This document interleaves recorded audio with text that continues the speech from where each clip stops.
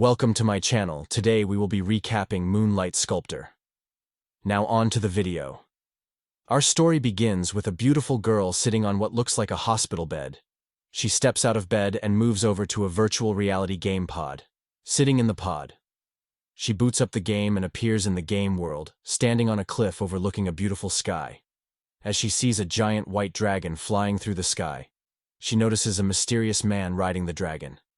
He looks down at her and smiles as a great battle rages on below them. The scene fades to black. There is no good or evil in this game. Only choice remains. Question: what is the purpose of life? Love? Success? Or if happiness come to mind, then congratulations, you are not desperate. But to those who are poor, the purpose of life is to escape a tiresome life of poverty. No matter the cost. We are then brought to scene with our protagonist Lee staring at a billboard advertising a game, as he thinks to himself, Royal Road huh? Well, it's not like playing a game would help me make money. He checks his pockets only having a couple of dollars and a sweet as he carries on walking. He announces his arrival as he gets to the door of his home and greets his grandmother as he enters, asking her how she is feeling. His grandmother welcomes him back while coughing as she sits up in her futon. Our protagonist shows concern for his grandmother by telling her not to push herself too much and asking her if her back is hurting at all. The grandmother then asks him if his plans in town worked out okay, and he shows her an ID card he got. She inquires if that will be any useful to him, and he replies of course it will allow him to be able to apply for a job, and that now that he is an adult, he needs to start earning more. He wonders where his sister is and asks his grandmother about it. She tells him that his sister went out and hasn't returned yet, and tells him that she's worried that his sister might be hanging around with some hooligans again. Lee reassures his grandmother that it'll be okay and nothing bad will happen. The grandmother tells him that he is her only brother, and that he should be the one that protects his younger sister. He just says, yeah, as he walks into his bedroom and turns on his PC, saying to himself that he start looking for jobs tomorrow, but for now he'll play some games. The game login screen pops up asking for player ID and password. He logs in as his player ID Weed, a warrior class with no guild affiliation. He thinks to himself that it has been a while since he last played this game, and that he used to know life this game for years. He wonders how much money he could get if he sells his game account since he won't have much time to be playing the game anymore if he gets a job. He logs onto a site where game accounts are often bought and sold, and decides to auction of his account with his max level warrior character. Elsewhere, a whole bunch of people get alerted about the account for sale and are shocked by the character's stats. A lot of hype is made about this account, and many people start to place bids hoping that they might be the lucky one to get this maxed out character. At the headquarters of the game developer, a person gets the attention of their chief and notifies him that the best player character in their game is up for auction. This gave the chief an idea, and he instructs the employee to bid at 20 times the highest bid and to not stop bidding, telling everyone that if they hype this event enough, it will be the best advertising for the game, better than paying for fake ads on YouTube. The chief has his team send out notifications to all the whales in the game, in the hopes that they will join the bidding war. We see different people getting these notifications and start bidding on the account as the price just keeps on getting higher and higher until the auction ends. Lee gets woken up by the ringing of his phone and wonders why someone would be calling him this early. Answering the phone, he is greeted by a representative of the site where he sold his game account. She tells him that the auction ended and the money has been deposited into his account. In his head, he hoped that he would get about $200 from the sale. He asked the lady on the phone about the sale and how much the account sold for. She responded, "You have received $2.3 million from the sale." Hearing nothing over the phone, she says hello, only to be hung up on by Lee. Thinking that was all a joke, he decided to check on site himself and see if his account got sold. Seeing a notification of the completed auction, he is absolutely stunned.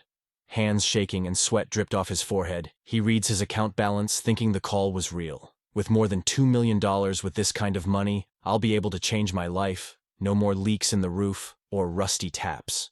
I'll be able to ride the bus or even buy a bike, and I'd be able to have food delivered right to the house.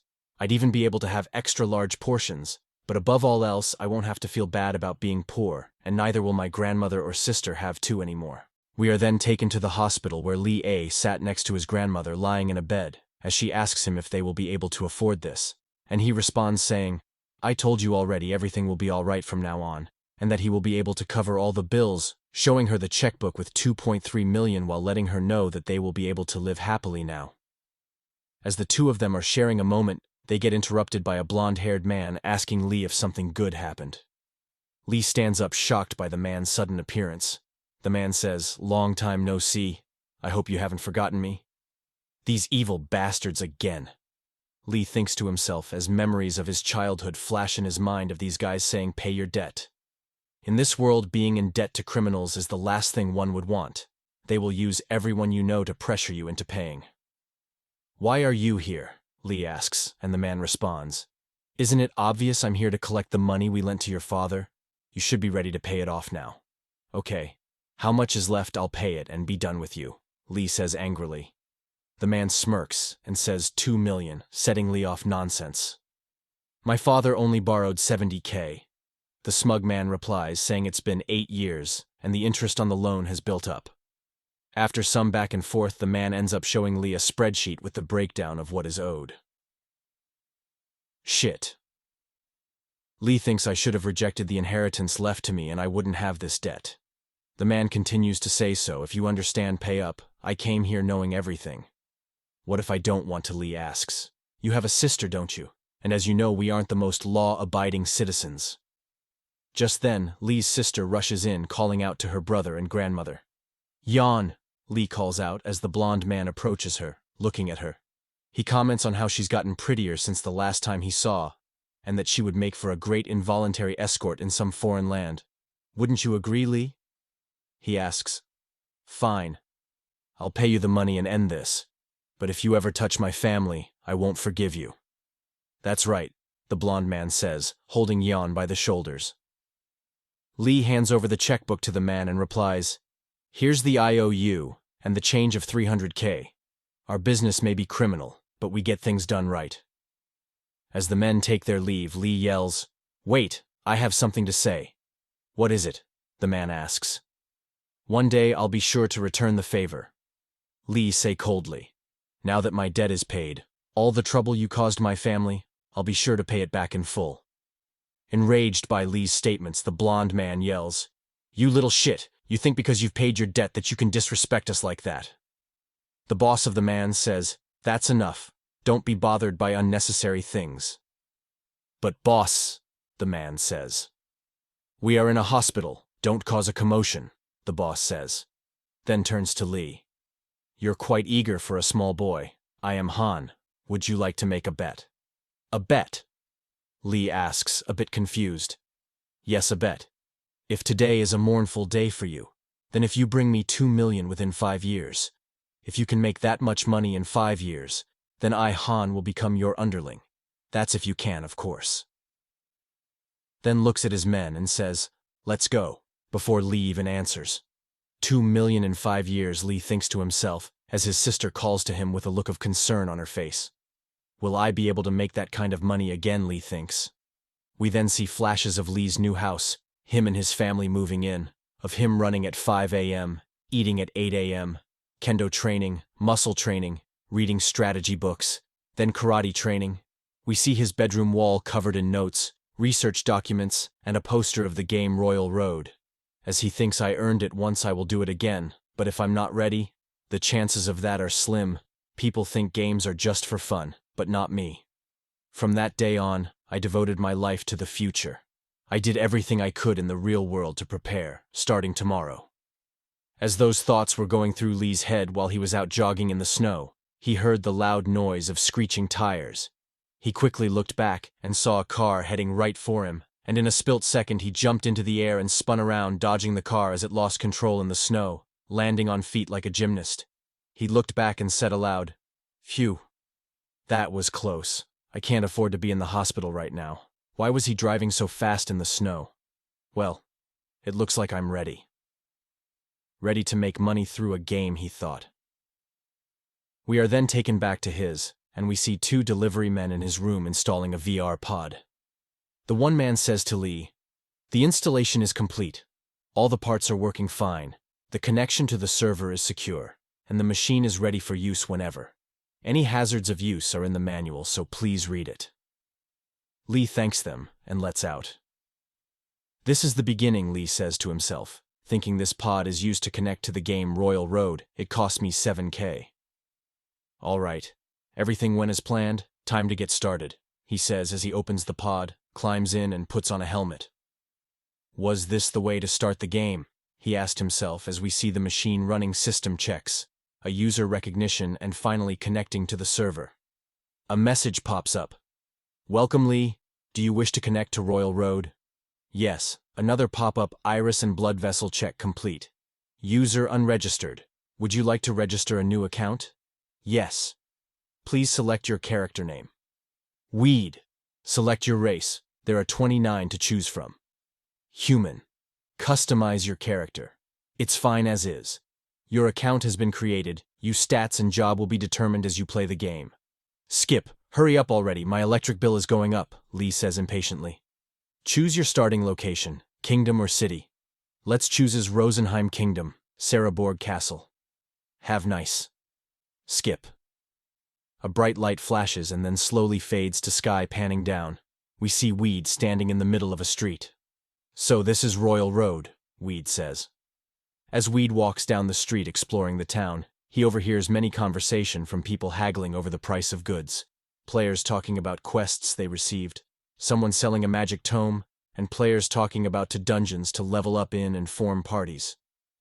Weed thinks to himself, so this is the game, my new place of work, as he stretches, limbering up to assess his virtual body. Throwing a bunch of punches and kicks in the air, everyone around stares at him wondering what he is doing, and if this might be his first time in a virtual world. One person comments that everyone does that their first time in a VR game, while another wonders why he didn't find some place where there weren't so many people around. Weed snaps back to his senses, and remember that there was a place he wanted to get to quickly. We see him walking up to archway with a sign above it that reads, Basic Training School. Looking up at the sign, Weed thinks, according to the beginner's manual, I should level up my stats before I start questing. By training my stats first, when I level up, my stats level will stack with my player level, and I'll be stronger later on. Just then, a group of players came out talking to each other saying, I don't think this the right place, let's head somewhere else. They see Weed and talk to him, looking at your equipment, you must be a newbie, and read the manual telling you to come here. Don't waste your time here, it's not worth it. Weed, confused, asks, what do you mean it's a waste of time? One the players says, I'll explain it. My name is Pluto, by the way, and I came here briefly while on a quest. There are people that say training your stats will help at later levels, because as you level up it gets harder to gain more levels. So people come here because of the manual.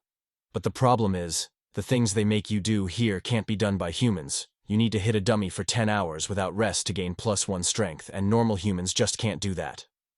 A lady in the group goes on to say, who in their right mind would grind like that? Another of the group says that Pluto is right. Weed questions, why not? Pluto replies, what to mean? It's easy to say it can be done, but when the time comes to getting it done, that's a different story. Many people have tried, and all failed. Weed looks at Pluto with a slight smile and asks him, what if I can? Would you like to make a bet? The group all say that Weed won't be able to do it, so Weed then says, I'll make a bet. Since it takes 10 hours for a +1, I'll spend 400 hours here and get +40. Amused by Weed's statement, Pluto laughs. You're a funny guy. I have to carry on with my quest. But I'll give you a little something since this feels like fate. I spent a lot of money to prep for this quest, so I can't give much. But you can have this bread, your character will get hungry. Weed thanks him, and they take their leave. Weed thinks to himself, grinding is hard? BS. There's nothing easier than grinding. It takes your mind off things you don't want to think about. He starts to train against one of the dummies, carrying on with his line of thought. The sadness of being poor, or the rage of being in debt, nothing comes to mind. The sounds of a dummy being hit ring through the air, as we see two people asking, did the dummy become his nemesis? Is he out of his mind? Hours and hours pass by. Weed says to himself, my stats are rising slower than I expected. As we see notification windows pop up, your stats have increased. You have increased mastery with the sword.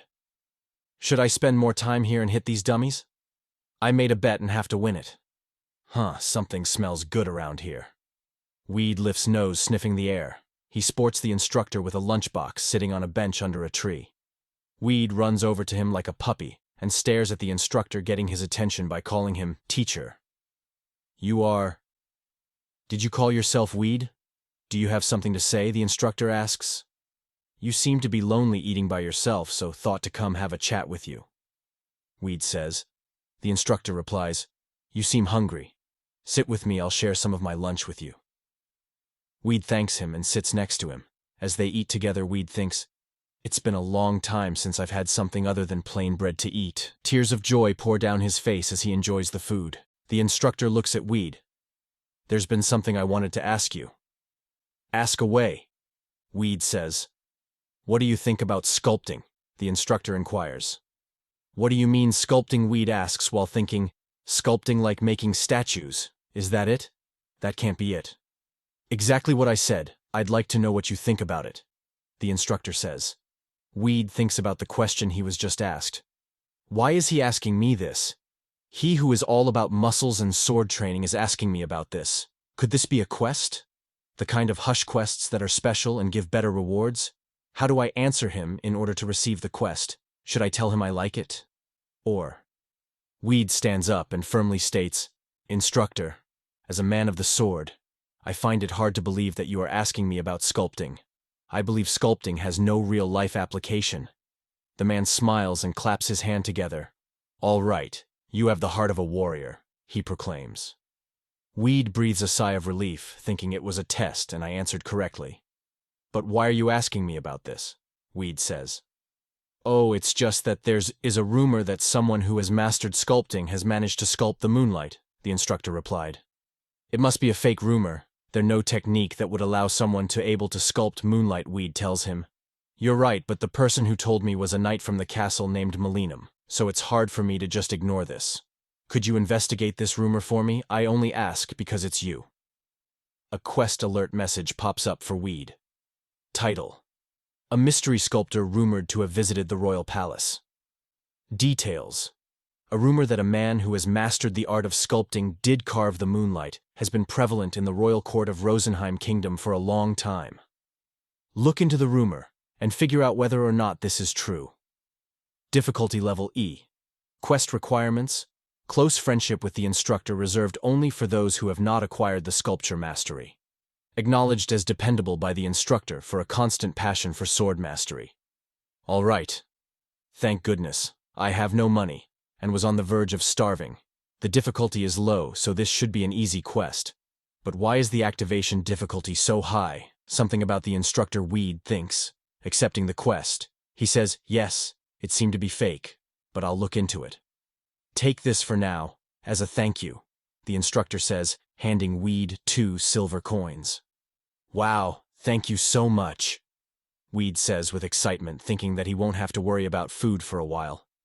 Weed then starts on his quest. Exploring the town, he finds his way to the noble metal store. Walking in, he is greeted by the store owner. Welcome, how may I help you? Weed replies, Excuse me, I have something I would like to ask you. The store owner tries to brush him off, saying, Come back later, I'm far too busy right now. Weed thinks, even in games they behave like this. Well, I won't back down. And then says, Wow, I wonder who made this. They must a master of the art. It's a good thing I visited this shop. Now I know I'm not good enough. The store owner's attitude changes immediately. Thank you very much. It seems like you're interested in sculpting. Weed gets a smug look on his face. The owner continues speaking. Come and sit with me. I was a bit bored, but it might be worthwhile to have a conversation with you. Here, have some cold honey-sweetened water. Weed thanks him while sitting down and looking around the store, seeing some sculptings selling for different prices. He thinks, As I expected, it's hard to make real money by selling sculptures. He asks the owner. I heard a rumor from about 50 years ago that someone was able to sculpt the moonlight. Would happen to know is any truth to this rumor? The owner holds his chin and says, I've heard about this. It's a legendary rumor that gets spread around among sculptors. I heard about it from a customer from the palace. A quest completion notification pops and Weed thinks, as expected, it was an easy quest, then stands and says, Well, I guess I'll be on my way now. Wait, the man says, And Weed says yes. Is something wrong? The man goes on. I don't know how he sculpted the light. I was never told that. But the customer from the palace never told me anything when it came to Queen Lv1. Could you do me a favor and look into this for me? A quest chain Weed thinks as a new quest notification pops up. Title: The Sculptor's Past. Details: rumor has it that Queen Lv1 was involved in the event when the sculptor presented himself to the royal palace and carved the moonlight. The shopkeeper of the store wondered what link existed between the two of the difficulty. Warning: if you are found to be investigating the rumor in question, you will be exposed to hostility from the royal knights. In his mind, Weed was thinking, the rewards for this quest should get better the further I go, but the harder it'll get the more I complete. Will my current level be enough? Anyway, the only thing I can do now is collect information. Weed attempts to decline the quest by saying, I don't think I'm skilled enough to accept your request. He states, if you're careful, it won't be hard at all. Feeling pressured, Weed accepts and receives a notification. Thinking to himself, what kind of quest can't be refused? What's with this game? Walking in the street, Weed looks over his shoulder thinking about the royal knights and hoping that he's not being followed. As he wanders around the town talking to randoms trying to get more info, he eventually gets pointed in the right direction to the house of an old lady. And so, that brought you to me, she says, smiling at Weed. Yes, I was told that you were one of Queen Lv1's maids, said Weed. She looks off and remembers the queen. What a nostalgic name. She was such an elegant lady and wise too. Ah, so you want to know what happened on that day? To know how he carved the moonlight? Weed responds, that's correct. The look on the lady face changes, and she says, why should I tell anything? Taken by surprise, Weed just said what? All confused. If you enjoyed the video and want to find out what happens next, please hit the like and subscribe buttons. It will really help out the channel so much. And thank you for watching.